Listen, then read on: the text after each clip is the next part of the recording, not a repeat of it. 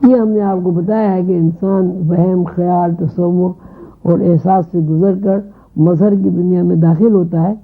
اس کا اگر دوسری طریقے سے اس کو سمجھا جائے تو وہ یہ ہوگا کہ انسان کے اوپر پہلے جو خیال ابتدا کی صورت میں وارد ہوتا ہے وہ بہت ہلکا ہوتا ہے، اتنا ہلکا کہ اس کو نہ آنکھ دیکھ سکتی ہے، نہ دماغ سمجھ سکتا ہے، نہ اس کے اندر کوئی معنی پہنا سکتا ہے۔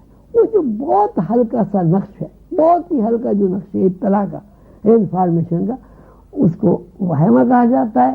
اور جیسے جیسے یہ نقوش گہرے ہوتے چلے جاتے ہیں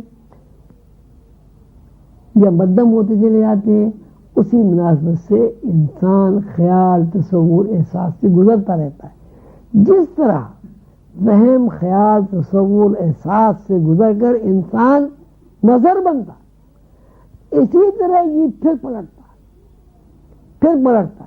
نظر، احساس، تصور، خیال، وہمہ، اور وہ ریکارڈ ہو جاتا ہے۔ اگر اللہ تعالیٰ کا یہ نظام ریکارڈ ہونے والا نظام نہ ہو تو ایک دفعہ آدمی پانی پی کے دوبارہ پانی کو بھول جائے گا، پانی نہیں پی سکتا۔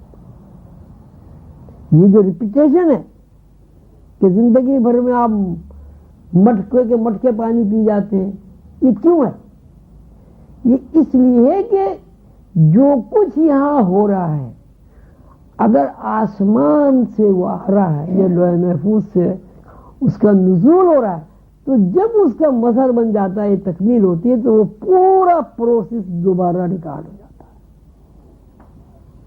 اسی کو اللہ تعالیٰ نے قرآن پاک میں فرمایا ہے کہ تمہارا ایک ذرے کے برابر عمل اگر خیر ہے وہ بھی ریکارڈ ہے، اور تمہارا عمل ایک ذرے کے برابر اگر شر ہے وہ بھی ریکارڈ ہے۔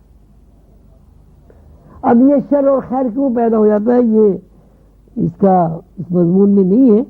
بہرحال کہنا یہی ہے کہ یہ جو وہم، خیال اور تصور، احساس اور مذہب کا جو مظہر کا جو ایک سلسلہ قائم ہے، اس کو سمجھنے کے لیے، اس کو جاننے کے لیے ہمیں پریکٹس کرنی پڑتی ہے، اور وہ پریکٹس جو ہے مراقبے کے ذریعے ممکن ہے۔ جو لوگ مراقبہ کرتے ہیں، مراقبے سے مراد اپنے اندر جو دماغ ہے اس کو سمجھنے کی کوشش کرتے ہیں، اس دماغ کے اوپر جو لہریں نازل ہو رہی ان کو سمجھنے کی کوشش کرتے ہیں، ان لہروں سے جو دماغ کے اندر معنی بن رہے ہیں ان کو سمجھنے کی کوشش کرتے ہیں۔ تو اس کا نام مراقبہ ہے، اور یہ ایک ایسی مسلسل پریکٹس ہے کہ جب آدمی اس پریکٹس میں مسلسل عمل کرتا ہے، ذہنی یکسوئی کے ساتھ، توجہ کے ساتھ، دلچسپی کے ساتھ۔ دیکھیے میں نے ابھی آپ سے عرض کیا کہ اگر کسی کام میں آپ کو دلچسپی نہیں ہوگی تو وہ کام آپ کے لیے بیکار ہے، اور اگر کسی کام میں آپ کو دلچسپی ہوگی وہ آپ کے لیے کارآمد ہے۔ ایک آدمی کو موسیقی سے دلچسپی ہے، وہ اس کے لیے کارآمد ہے۔ دوسرے آدمی کو موسیقی سے دلچسپی نہیں ہے، وہ اس کے لیے بیکار ہے۔ وہ کہتے ہیں کیا شور مچ رہا ہے، خام کا کان کے پردے پھٹ گئے، یہ کوئی گانا ہے، بند کرو اسے۔ لیکن وہ دوسرا آدمی جس کو موسیقی سے دلچسپی ہے وہ ساری رات بیٹھا رہتا ہے، سنتا رہتا ہے، اس کو نہ دماغ تھکتا ہے، اس کے نہ کان کے پردے پھٹتے۔ اسی صورت سے ایک آدمی کو تعلیم سے دلچسپی ہے، مطالعے سے دلچسپی ہے، کتابوں سے دلچسپی ہے، دوسرے آدمی کو مطالعے سے دلچسپی ہے ہی نہیں، تو جیسے ہی وہ کتاب کھولے گا اس میں دمائیاں آنی شروع ہو جائیں گی، ٹانگ میں درد ہو جائے گا، کمر میں درد ہو جائے گا، کبھی آنکھ میں درد ہو جائے گا، کبھی ایسے کرے گا، کبھی ویسے کرے گا، نتیجے میں کتاب بند کرتا۔ لیکن دوسرا آدمی جس کو کتاب پڑھنے سے دلچسپی ہے، اگر وہ مضمون اس کی دلچسپی کا ہے تو یہ ممکن ہے جب وہ کتاب لے کے بیٹھے عشاء کے بعد تو فجر کی اذان ہو جائے۔ ایسا ہوتا ہے۔ آپ فلم دیکھتے ہیں یہاں پر آج کل تو فلمیں بہت ہیں، اگر وہ فلم آپ کی دلچسپی کی ہے تو آپ 3 گھنٹے بیٹھ کے اسے دیکھ لیتے ہیں، لیکن اگر وہ فلم آپ کی دلچسپی کی نہیں ہے تو گھر کے 10 آدمی 3 گھنٹے دیکھتے ہیں، آپ 15 منٹ کے بعد اکتا کے اپنے کمرے میں چلے جاتے ہیں۔ یہ رات دن ہوتا ہے۔ تو یہ کائناتی جو نظام اور سسٹم ہے اللہ تعالیٰ نے اس طرح قائم کیا ہے کہ ہر آدمی اس سسٹم اور نظام سے مراقبے کے ذریعے، روح کے ذریعے، دلچسپی کے ذریعے، ذہنی یکسوئی کے ذریعے اس نظام سے واقف ہو سکتا ہے، لیکن اگر دلچسپی نہ ہو تو اس نظام سے وہ واقف نہیں ہو سکتا۔ اب یہ اسے ایک مثال لکھی ہے کہ ہم کوئی مضمون لکھنے بیٹھتے ہیں، ہمارے سامنے کاغذ بھی ہے، ہمارے سامنے قلم بھی ہے، ذہن میں الفاظ کا ذخیرہ بھی ہے، لیکن خط لکھتے لکھتے کوئی ایسی بات ہو جائے کہ ہمارا ذہن خط سے ہٹ کے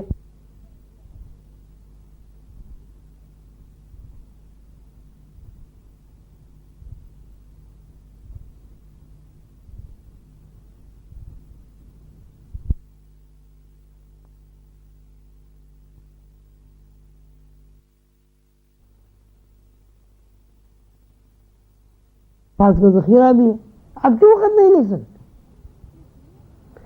اس لیے خط نہیں لکھ سکتے کہ خط لکھنے کے لیے جتنی ذہنی یکسوئی دلچسپی ضروری ہے وہ آپ کے اندر سے ختم ہو۔ یہ خط ہی لکھنا کیا، دنیا کے جتنے بھی آپ کام کرتے ہیں اگر اس کو دلچسپی کے ساتھ کریں گے، ذہنی یکسوئی کے ساتھ کریں گے تو ظاہر ہے اس کے نتائج اچھے مرتب ہوں گے۔ اگر آپ کسی کام کو بغیر ذہنی یکسوئی کے کریں گے، بغیر دلچسپی کے کریں گے، دل پر بوجھ سمجھ کے کریں گے، بیزار ہو کے کریں گے، کبھی اس کے نتائج مرتب نہیں ہوں گے یا ہوں گے۔ تو یہ جو کائناتی سسٹم ہے، اس کائناتی سسٹم میں اگر آپ کو دلچسپی ہے، یہ خیال کہاں سے آیا؟ لوح محفوظ کیا چیز ہوئی؟ یہ جیسے میں نے ابھی کہا دماغ میں تالاب ہے بنا ہوا، اس میں ایک ککڑی پھینکے تو دائرے بنتے ہیں، بات تو سمجھ میں آتی ہے۔ تالاب میں جب ہم ککڑی پھینکتے ہیں تو پورے دائرے بن جاتے ہیں، تو دماغ میں بھی دائرے بنتے ہوں گے، بات تو صحیح ہوگی۔ تو اس میں اگر آپ کو دلچسپی ہوگی تو آپ یہ سب سیکھ سکتے ہیں، اگر اس میں دلچسپی نہیں ہے تو آپ نہیں سیکھ سکتے۔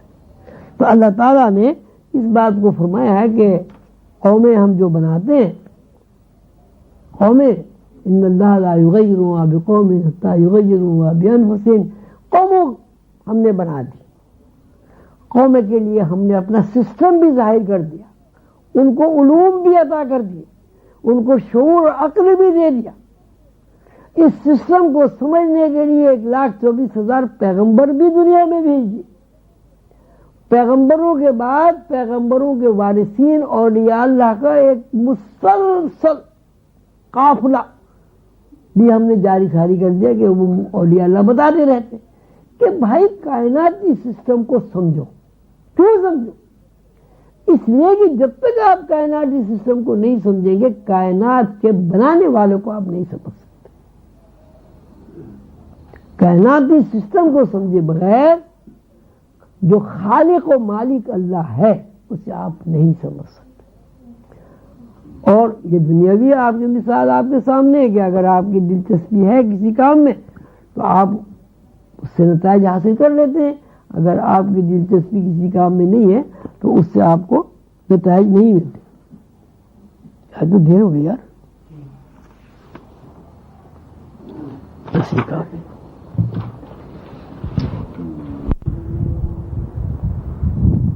واللہ الخالق البارئ المصور له الاسماء الحسنى يسبح له ما في السماوات والارض وهو العزيز الحكيم بسم الله الرحمن الرحيم قل يا ايها الكافرون لا اعبد ما تعبدون ولا انتم عابدون ما اعبد ولا انا عابد ما عبدتم ولا انتم عابدون ما اعبد لكم دينكم ولي دين بسم الله الرحمن الرحيم قل هو الله احد الله الصمد لم يلد ولم يولد ولم يكن له كفوا احد بسم الله الله الرحمن الرحيم قل هو الله أحد الله الصمد لم يلد ولم يولد ولم يكن له كفوا أحد. بسم الله الرحمن الرحيم قل هو الله أحد الله الصمد لم يلد ولم يولد ولم يكن له كفوا أحد. بسم الله الرحمن الرحيم قل أعوذ برب الفلق من شر ما خلق ومن شر غاسق إذا وقب ومن شر النفاثات في العقد ومن شر حاسد إذا حسد. بسم الله الرحمن الرحيم قل أعوذ برب الناس ملك الناس إله الناس من شر الوسواس الخناس الذي يوسوس في صدور الناس من الجنة والناس. بسم الله الرحمن الرحيم الحمد لله رب العالمين الرحمن الرحيم مالك يوم الدين إياك نعبد وإياك نستعين اهدنا الصراط المستقيم صراط الذين أنعمت عليهم غير المغضوب عليهم ولا الضالين.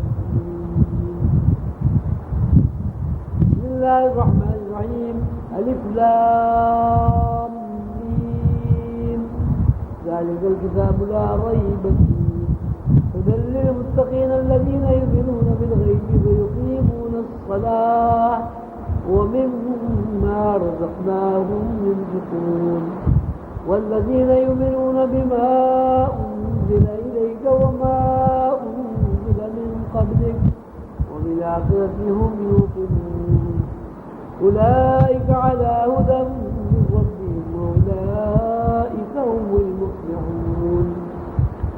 إن رحمة الله قريب من المحسنين وما أرسلناك إلا رحمة للعالمين. ما كان محمد نبا أحد من رجالكم ولكن رسول الله وخاتم النبيين وكان الله بكل شيء عليما.